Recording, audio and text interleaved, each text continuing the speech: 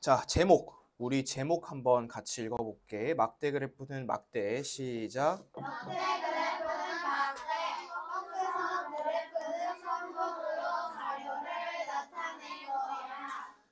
막대 그래프 배웠죠? 언제 배웠죠, 막대 그래프? 3학년 때 배웠죠, 막대 그래프? 그지? 3학년 때 배웠나? 4학년 때 배웠나? 아무튼 막대 그래프를 너희가 하나 배웠을 텐데 오늘 배울 거는 뭐냐면 이 꺾은 선 그래프를 배울 거예요. 자, 이 꺾은 선 그래프는 어떻게 생겼냐면 밑에 이렇게 이제 생겼어. 이렇게 꺾은 선 그래프. 자, 그래서 밑줄을 칠 건데 여기다 쭉 밑줄 하나 칠게요. 꺾은 선 그래프는 연속적으로 변화하는 양을 점으로 표시하고 그 점들을 선분으로 이어 그린 그래프에다 밑줄 칠게.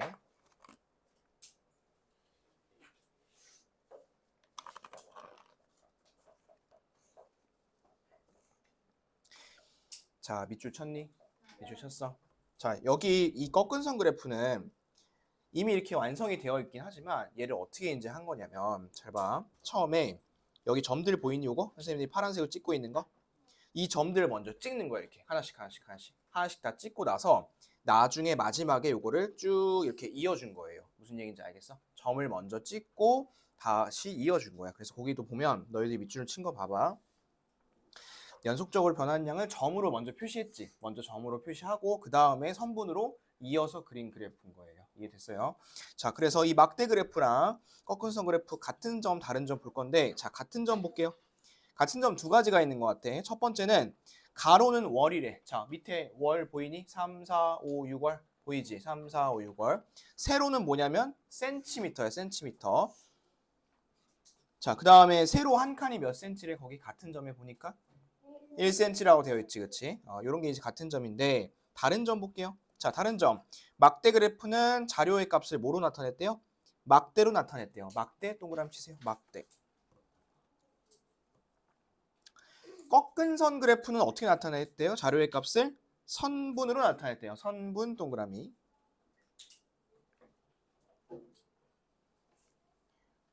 동그라미 쳤니 얘들아? 그래서 밑줄 하나 더 칠게. 꺾은 선 그래프는 자료의 변화를 한눈에 알아보기 쉽습니다. 밑줄. 한눈에 알아보기 쉽습니다. 자료의 변화를. 얘들아, 변화가 무슨 뜻인지 알아요? 변화. 바뀌는 걸 변화라고 하지, 그치? 자, 이게 이제 무슨 말이냐면 잘 보세요. 요거 봐봐. 월별 식물의 키 한번 봐볼래? 이 월별 식물의 키가 점점 어떻게 되고 있어요? 이렇게 늘어나고 있지, 그치? 그러면 너네가 이제 상상을 한번 해보세요. 이제 지금이 7월 달이니까 그러면 7월 달에는 이 식물이 키가 어떻게 될까? 예상을 한번 해볼 수 있을까? 더 늘어날까요? 줄어들까요?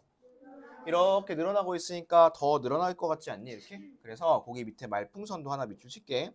꺾은 선 그래프는 조사하지 않은 자료의 값을 예상도 할 수 있대요. 예상.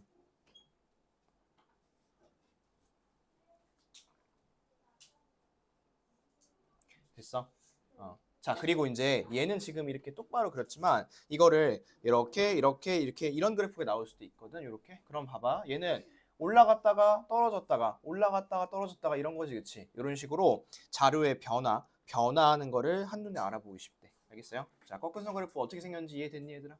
자, 그럼 그거에 대한 거 문제를 한번 지금 풀어볼 거예요. 자, 그 124쪽하고 125쪽 있지? 요거 다 풀어볼게. 1번하고 2번 다 풀어볼게요. 네. 자, 그럼 밑에 이제 봅시다. 운동장의 시각별 기온을 조사해서 나타낸 막대 그래프와 꺾은 선 그래프입니다. 빈칸 안에 알맞은 말을 써놓으세요. 자, 가로부터 보겠습니다. 같은 점. 자, 가로는 뭐라고 써야 될까요? 가로는 시각이라 써야겠지. 시각. 그 다음에 세로는 뭐라고 쓸까? 기온. 거기 나와 있는 대로 그대로 쓰면 돼. 가로는 시각, 세로는 기온을 나타냅니다. 세로 눈금 한 칸은 몇 도예요? 몇 도? 1도예요. 1도. 그래서 막대 그래프는 자료의 값을 막대로 나타냈고 꺾은 선 그래프는 자료의 값을 선분으로 나타냈습니다. 위에 거랑 똑같이 쓰면 되고 자, 그 다음에 2번. 이 그래프는 무슨 그래프로 할까요? 꺾은 선 그래프. 그 다음에 2번에 두 번째 거. 가로와 세로는 각각 가로는 날짜. 그 다음에 세로는 횟수. 그러면 이번에는 세로 한 칸이 1이 아니죠, 얘들아. 세로 한 칸이 2회죠. 2회. 두 번이야, 두 번. 2회. 그러면 15일 볼까요? 자, 재우가 15일 동안 15일에 몇 번 했는지 보니까 16번이지, 그치? 자, 거기 이제 잘 보면 10번에다가 3칸이 올라가 있잖아, 그치? 근데 한 칸당 2개씩이라 했으니까 16번 이렇게 해주면 되고, 16번 해도 되고, 16개, 뭐 개도 상관없겠다. 16그루 이런 것만 안 하면 돼. 자, 그 다음에 꺾은 선은 이제 무엇을 나타낼까요? 거기다는 뭐라고 쓰냐면 위에 있는 거 그대로 쓰면 돼요. 제목 날짜별 팔, 구표, 표기, 횟수 쓰고 얘들아 쓰고 거기다 쓰고 뭐라고 쓰냐면 요거에다가 횟수의 변화까지 써야 돼. 횟수의 변화. 횟수의 변화. 아이고 씨. 횟수의 변화까지 써야 돼요. 횟수의 변화. 날짜별 팔, 구표, 표기, 횟수의 변화. 안 쓰면 틀렸다고 하세요.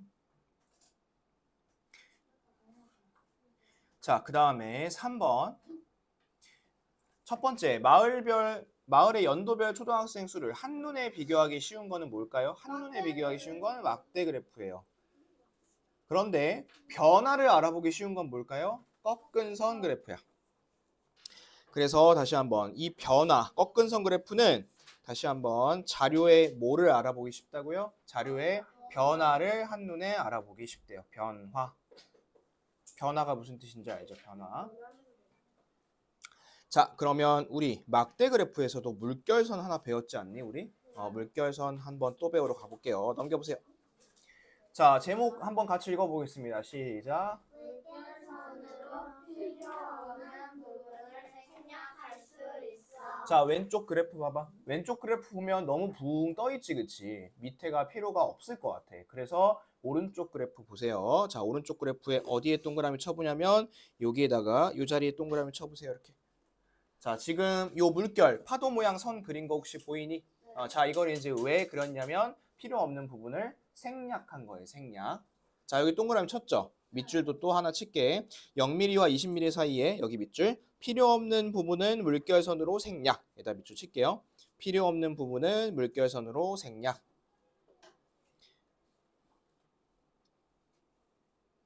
이렇게 하면 그래프가 더 예쁘게 그려질 수 있겠죠? 자, 그 다음에 세로는 한 칸이 뭐 1이라고 하고 오후 4시에는 32고 2시간 전과 비교해서는 뭐 오후 2시에 더 많이 늘어났고 뭐 11시에는 22mm입니다. 이런 식으로 할 수 있어요. 자, 그래서 옆에 보면 물결선을 사용하며 필요 없는 부분 생략하면 요거 밑줄 변화하는 모습이 더 잘 나타나. 밑줄 치세요. 변화하는 모습이 더 잘 나타나. 자, 이게 무슨 말이냐면 얘들아 왼쪽 거 한번 봐볼래? 이 왼쪽 거는 보면 조금 깔짝깔짝 이렇게 움직이고 있잖아, 그렇지? 근데 오른쪽 거는 보면 훅훅훅 커지는 게 있죠, 그렇죠? 그래서 이런 식으로 물결선을 썼을 때는 변화하는 모습을 더 잘 볼 수가 있습니다. 자, 그러면 우리 그거 한번 또 문제 풀어볼까요? 물결선에 대한 거. 밑에 있는 126쪽, 옆에 있는 127쪽 이거 다 풀어볼게요. 자, 1번부터. 자, 가장 작은 값이 40분이야, 그치? 40분이니까 40분보다 작은 값을 뭐로 생략할 수 있다 했죠? 물결선으로 생략할 수 있습니다. 물결선. 자, 됐죠? 그 다음 두 번째. 재민이는 9일 찾았니? 9일. 자, 9일이 어딨냐면 여기 있어요. 여기. 자, 여기 몇 분 운동했는지 볼까요? 몇 분 운동했을까요, 이거? 한 칸에 이게 얼마야? 한 칸에? 한 칸에 몇 분이야? 1분이야? 아니죠. 한 칸에 몇 분? 2분이에요. 2분. 그러면 얘는 50에서 밑으로 한 칸 내려왔으니까 48분이겠네. 48분 했습니다.